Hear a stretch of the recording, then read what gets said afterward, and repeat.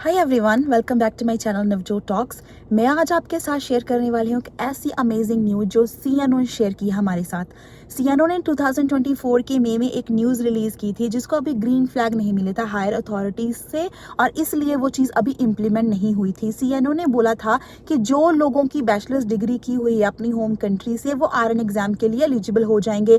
आपको अगर नहीं पता तो आपको मैं बता दूं कि 3-4 साल पहले बहुत मुश्किल होता था आरएन बनना, क्योंकि हमको ऑस के एग्जाम क्लियर करना पड़ता था या फिर हमें यूनिवर्सिटी या कॉलेज में जाकर कुछ जो हमारे गैप्स थे कॉम्पिटेंसीज में वो क्लियर करने पड़ते थे। उसके बाद कोविड के दौरान बहुत सारे शॉर्टेज आने की वजह से सीएनओ ने कहा कि अगर आप न्यूयॉर्क, ऑस्ट्रेलिया या किसी भी बोर्ड से एंक्लेक्स एग्जाम क्लियर करते हैं तो आप अपने रिजल्ट को सीएनओ को भेजकर डायरेक्टली कन्वर्ट करवा कर भी अपना लाइसेंस सीएनओ से ले सकते हैं। अब इस प्रोग्राम के तहत बहुत सारी नर्सेज ने लाइसेंस लिया। जीएनएम, पोस्ट बेसिक, बीएससी, जो भी उनकी एजुकेशनल बैकग्राउंड थी, सब ने इस रूट से या उस रूट से अपने आप को रजिस्टर करवा ही लिया।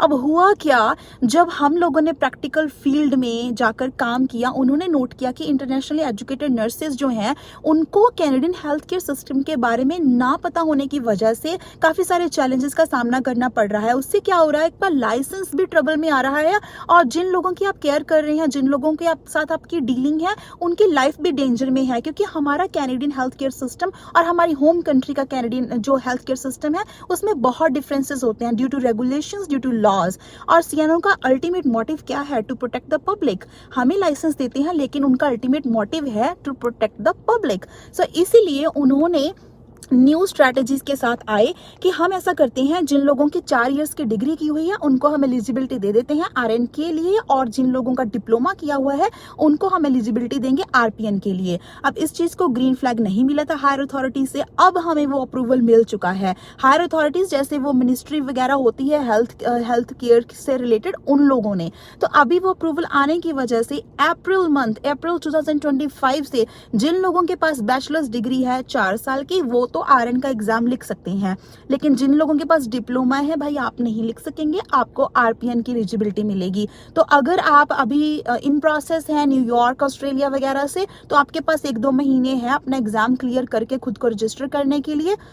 उसके बाद ये मुश्किल होने वाला है क्योंकि उस चीज के ऊपर उन्होंने 10 स्टॉप लगा दिया है। अब अप्रैल मंथ के बाद न्यूयॉर्क से ले लें, आप कहीं से भी आपकी एंक्लेक्स एग्जाम क्लियर किया हुआ है, आप सीएनओ से उस रूट से नहीं एलिजिबिलिटी ले सकते प्रैक्टिस करने के लिए। तो इस चीज को एक अच्छी चीज मानिए, क्योंकि हमें सिर्फ आरएन नहीं बनना, हमें अपने लाइसेंस को प्रोटेक्ट भी करना है। हम जिन लोगों के साथ केयर प्रोवाइड जिनको कर रहे हैं, जिनके साथ हमारी डीलिंग है, उनकी केयर का जो हमारे ऊपर अकाउंटेबिलिटी, रिस्पॉन्सिबिलिटी है, उसको भी हमने अच्छे से निभाना है। सो ये कुछ बैड इंटेंशंस के साथ नहीं, ये गुड इंटेंशंस के साथ ही कदम उठाया गया है।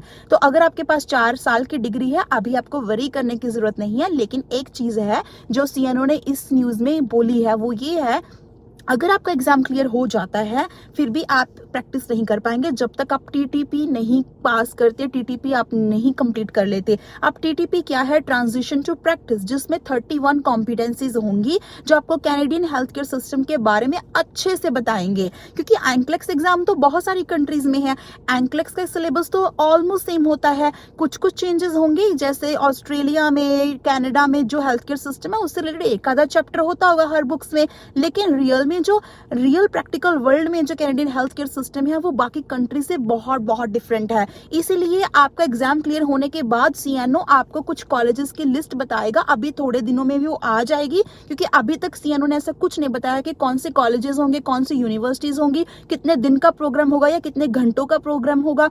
जब वो न्यूज आ जाएगी तो मैं आपके साथ शेयर करूंगी। लेकिन फिलहाल के लिए इतना जान लीजिए कि एंक्लेक्स एग्जाम क्लियर करने के बाद भी आपको टीटीपी, ट्रांजिशन टू प्रैक्टिस, जो प्रोग्राम आएगा सीएनओ का, उसके 31 कॉम्पिटेंसीज को अच्छे से लर्न करना होगा, अच्छे से उनको समझना होगा, और जो भी क्राइटेरिया सीएनओ हमें बताएगा उसको क्लियर करते हुए हम प्रैक्टिस के लिए जा सकते हैं। तो गुड न्यूज भी है, थोड़ी सी बैड न्यूज भी है। बैड इनके लिए है जो डिप्लोमा किया हुआ था जिन्होंने, और उनको अब आरएन की एलिजिबिलिटी नहीं मिलेगी। गुड उनके लिए है जिनकी 4 साल की डिग्री थी, मास्टर्स डिग्री भी की हुई थी, कभी कभी उनको भी एलिजिबिलिटी नहीं मिलती थी।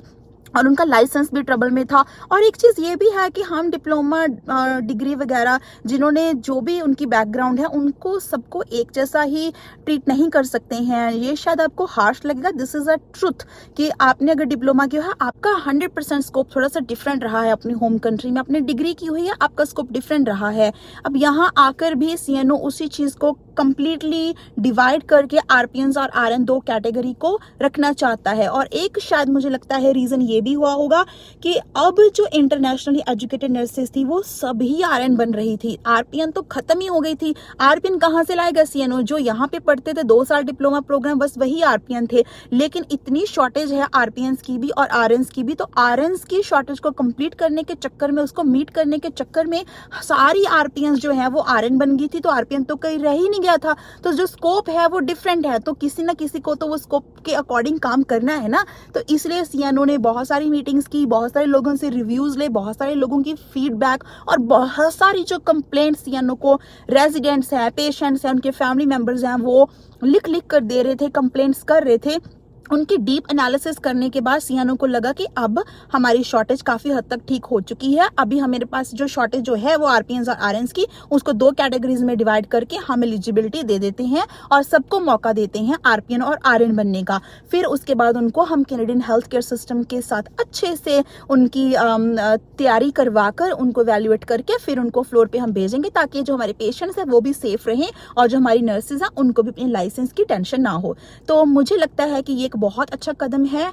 आप मुझे पूछ सकते हैं कुछ भी अगर आपको पूछना है। आपको अगर मेरा इंस्टाग्राम जो अकाउंट है नहीं पता तो वो है नवजोत टॉक्स, और यूट्यूब पे भी अब मैं बहुत ज़्यादा एक्टिव नहीं होती हूँ इन दिनों, क्योंकि मुझे लगता है जब कोई इंपॉर्टेंट पीस ऑफ इंफॉर्मेशन होता है तभी वीडियो बनाकर आप सबको मैं देने आती हूँ, ऐसे फालतू की वीडियो मैं नहीं बनाती हूँ। तो अभी ये इंपॉर्टेंट न्यूज़ थी तो मैंने आपके साथ शेयर की है। अगर आपको मेरी वीडियो अच्छी लगती है तो आप कमेंट करके मुझे बता सकते हैं, कुछ पूछ भी सकते हैं। I will try my best सबको आंसर करने की, सबके कॉमेंट को रिप्लाई करने की। If not please forgive me. और मुझे इंस्टाग्राम पे आप मैसेज कर सकते हैं, it will take some days for me to reply you, ठीक है, क्योंकि जॉब भी है साथ में, सब कुछ देखना पड़ता है। Stay tune, don't forget to subscribe to my channel and leave a like if you like the video.